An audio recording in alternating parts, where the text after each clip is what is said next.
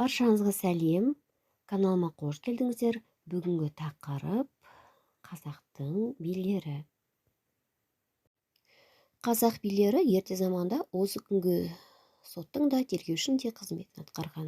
Билер өздерінің бір ғана сөзімен небір шытырман даулы мәселелердің дұрыс шешімін тауып отырған.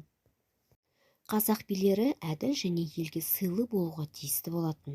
Өз әділдігімен елге танымал болған қазақтың атақты билері Төле би, яғни 1663-1754 жылдар.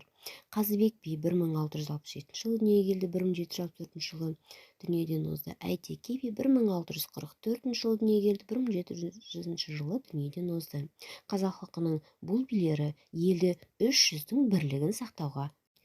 Төле би Әлібекұлы қазіргі Жамбыл облысындағы Шу өзенінің жағасында Жайсаң жайлауында дүниеге келген.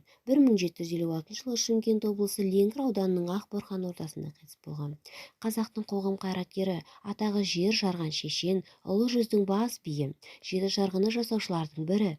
Құдайберді әулетінің өкілі болып табылатын Әлібекұлы Төле биге дейін ешкімге би де бай да болмаған. Төле бидің ата-бабалары қарапайым шаруалар екен. Төле би өз халқының шешендік поэтикалық өнерінің дәстүрлерін жастайынан бойына сіңіріп өскен, зерделі, сауатты адам болған. 15-20 жасынан билердің бас қосқан жиналысына қатысып, өзінің әділдігі мен шешендігін өнері арқасында таныла бастайды. Ол кезде қазақ пен жоңғар хандықтары үнемі жауласып жүретін. Тәуке хан өлімінен кейін қазақ хандығы ыдырай бастады. Ұлы жүзді басқарып отырған Төле би жоңғар басқыншыларына біраз уақыт кіріптар болды.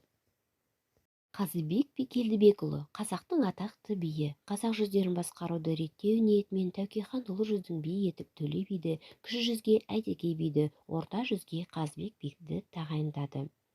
Халық ауыз әдебиетінде сақталып қалған аңыздар мен кейбір архивтік мәліметтер бойынша Қазыбек би Келдібекұлы Тәуке хан заңдарының жинағын өңдеуге қатысқан. Тәуке, Сәмеке, Әбілмәмбет және Абылай хандар тұсында мемлекет басқару ісіне белсене араласып жүрген Қазыбек би ішкі және сыртқы саясат мәселелерінде ықпал ете алатын. Қазыбек би Абылайды қазақ халқын біріктіре алатын адам ретінде қарастырып, оны азат ету үшін үлкен табандылық танытты. Сондай-ақ келіссөздердің нәтижесінде Түркістан қаласы және қазақтың 32 елді мекені жаудан құтқарылды. Тәуке хан Қазыбекті орта жүздің басты би етіп тағайындаған. Ол 300-ді біріктіруге үлкен үлесін қосып, жоңғар басқыншыларына қарсы жау. Сондай-ақ жеті жарғы заңдар жинағының авторларының бірі болып саналады. Қазыбек өмірінің барлық кезеңінде елімізді біртұтастыққа шақырды.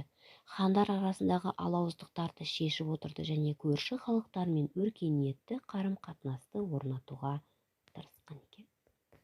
Әйтеке би Байбекұлы Әбілқайыр ханға дейін кіші жүздің сөзін ұстаған қазақтың биі. Есім хан тұсында Самарқанды билеген Жалаңтөс батырдың жақын туысы. Төле және Қазыбек билерімен бірге Тәуке ханнан Абылайға дейін қазақ мемлекетінің эстафетасын алып өткен секілді. Қазақ елінің 300-ның бірлікте тату өмір сүруінің қамын ойлаған қамқоршы болыпты. Өзін дана, әділ би, аузы дуалы шешен, ішкі және халықаралық күрделі мәселелерді шешуде төреші, жоңғар басқыншыларына табанды қарсылық көрсету ұйымдастыру жолында үлкен үлес қосқан озық ойлы қайраткер ретінде. Бүгінгі тақырып осы, пайдалы болды деп үміттенемін. Назарларыңызға рахмет.